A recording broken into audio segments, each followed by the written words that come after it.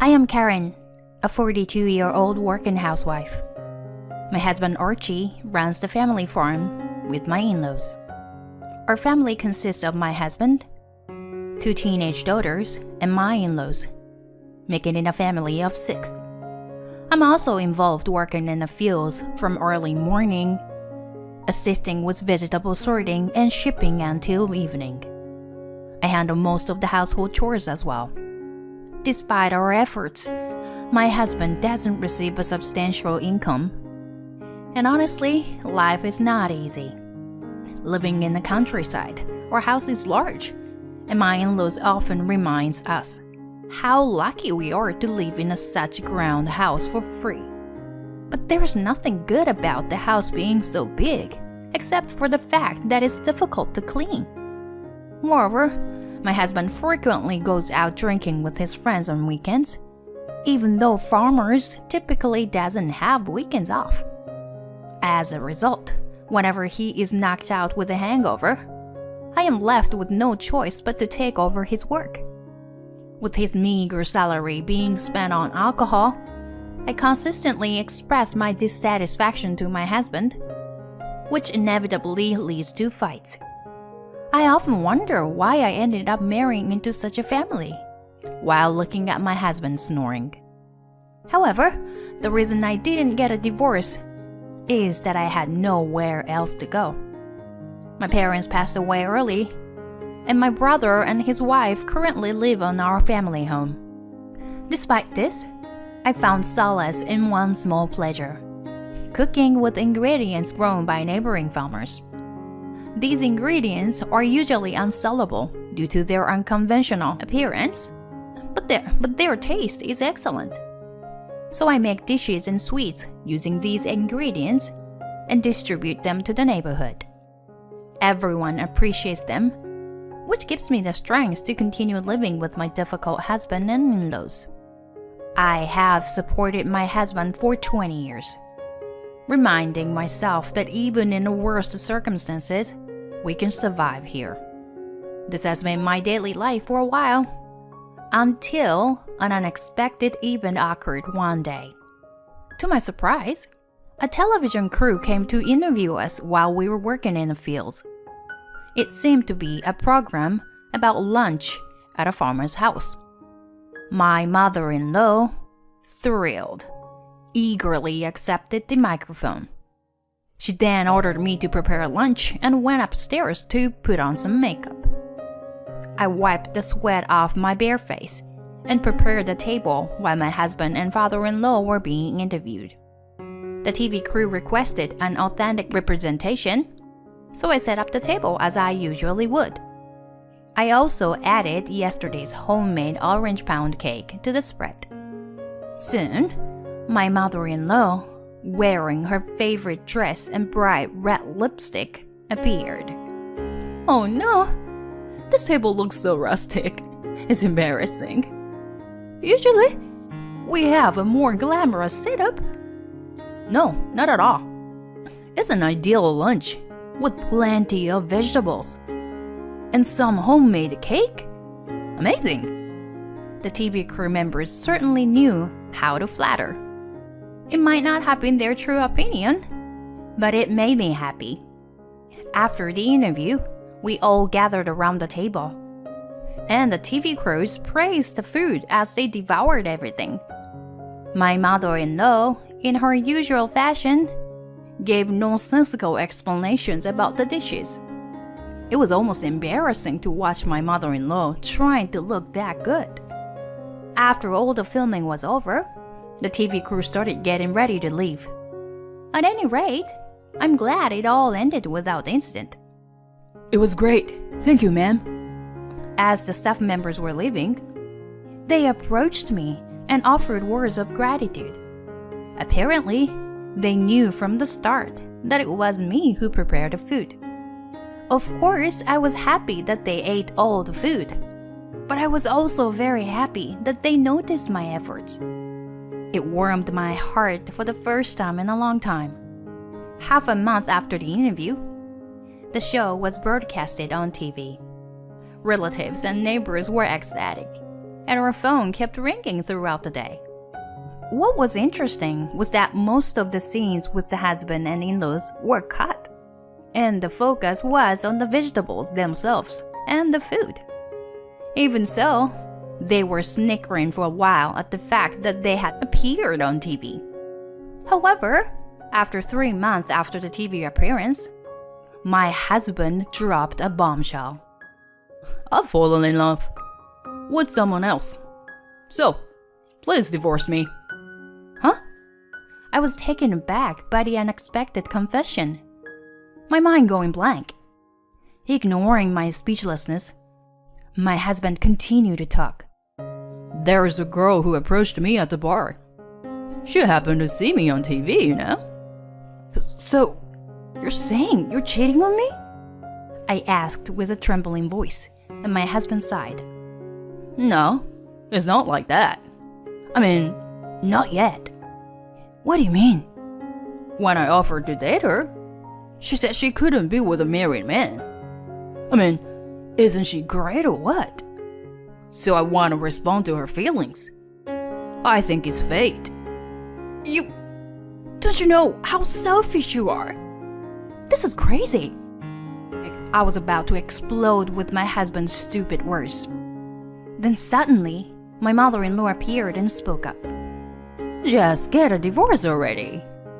What? I've always thought that a woman like you doesn't suit Archie. Jealousy is ugly, you know? Give up. What? Jealousy? Plus, you're someone who can't even bear a son.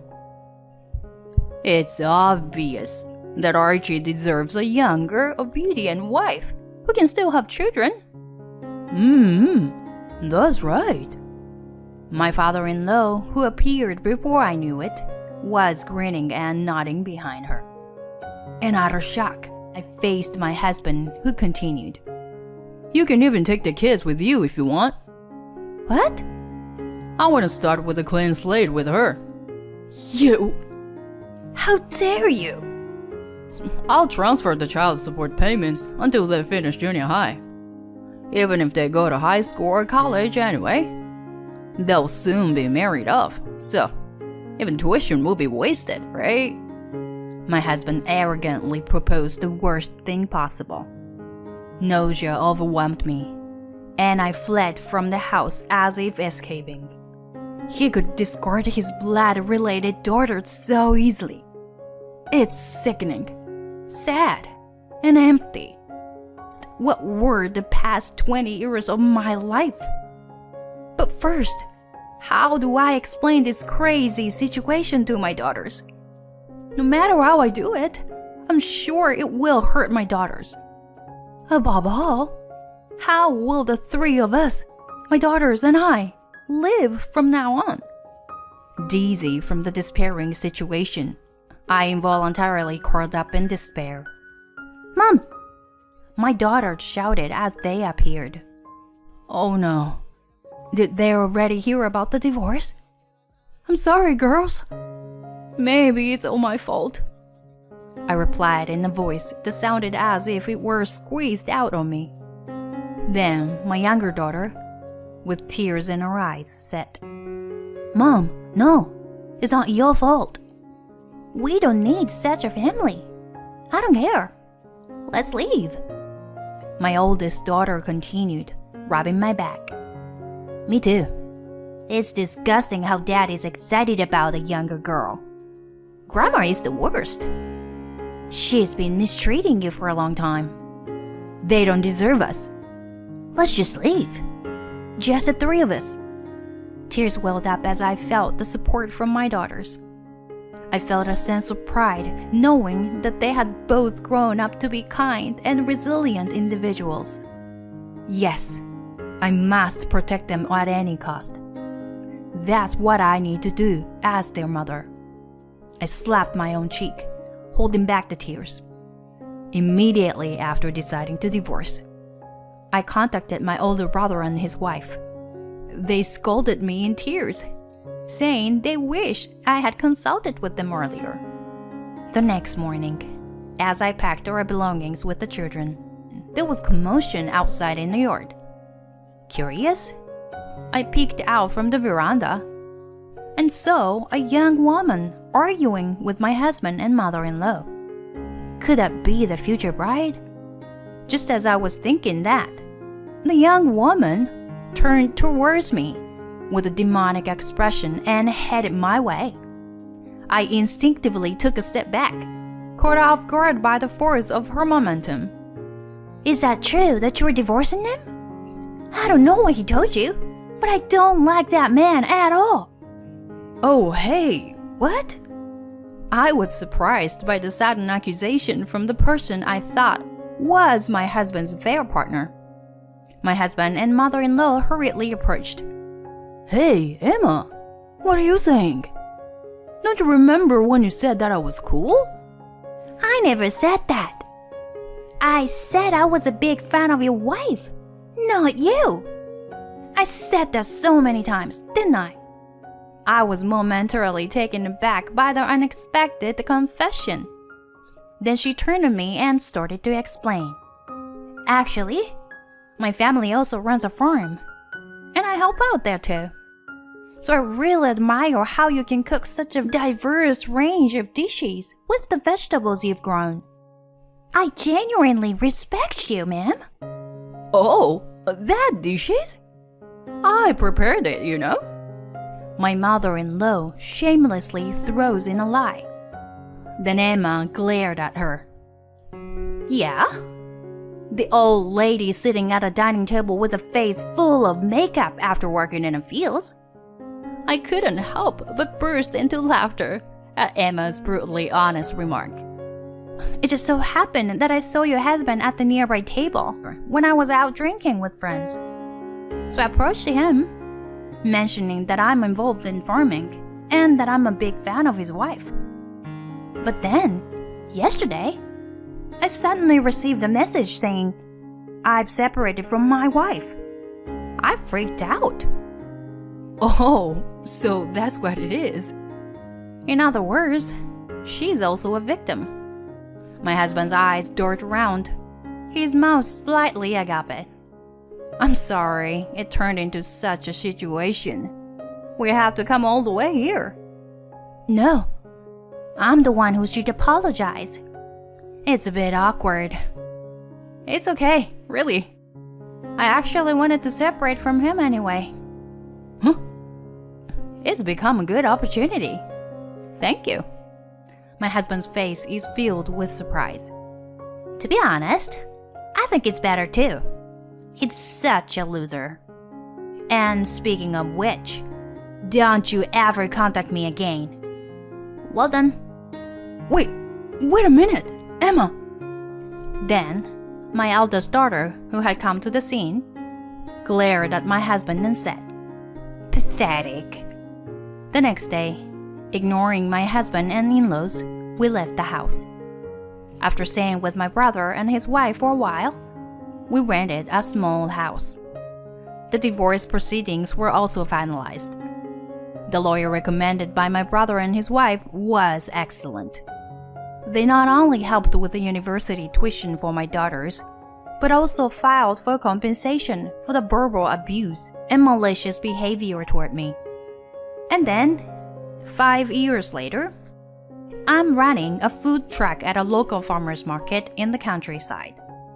The dishes I create using mainly vegetables are well received by the elderly and even by vegetable-hating children. Recently, I've been getting more media coverage, and there are even customers who come all the way from the city just to eat my food. My daughters, who have safely become college and high school students, help me at the truck on Sundays. I was living busy yet fulfilling days like that, when one day, my ex-husband and ex-mother-in-law suddenly appeared at my shop. Looks like business is good. I saw it on TV. My daughter has become famous, and we are proud of it. What nonsense are they spouting out on a weekday afternoon? Huh? Daughter? What kind of joke is this? If you're not buying anything, please leave. I came to pick you up today. Huh? Your tired face on the TV screen. Well, I knew it right away. You're asking me for help, right? If you love cooking so much, why don't you open a cafe in our house?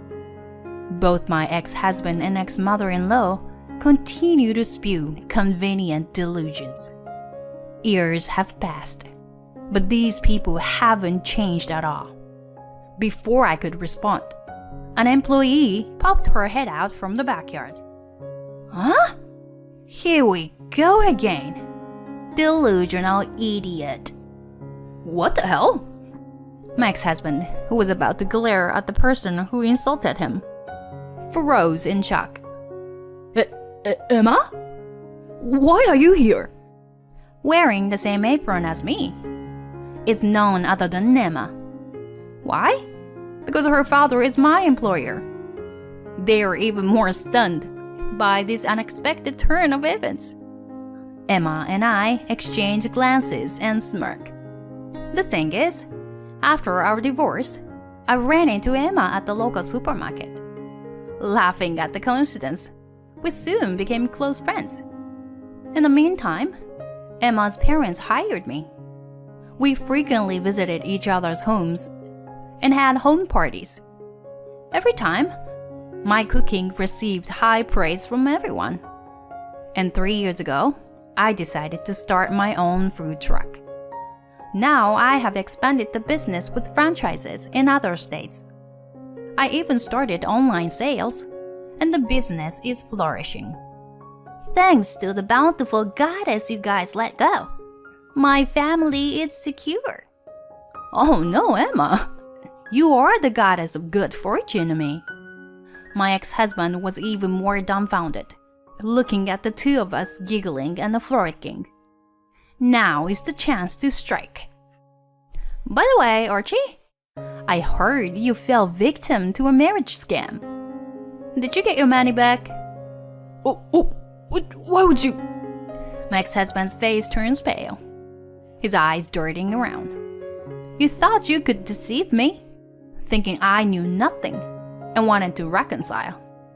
But too bad for you, I still have good relationships with the neighbors. When I asked them to deliver ingredients to my shop, they gladly agreed. They also tell me all about you. Lots of things. And with a smile on my face, I tell them the one thing I want them to know the most. Oh, by the way, I'm remarried now. What?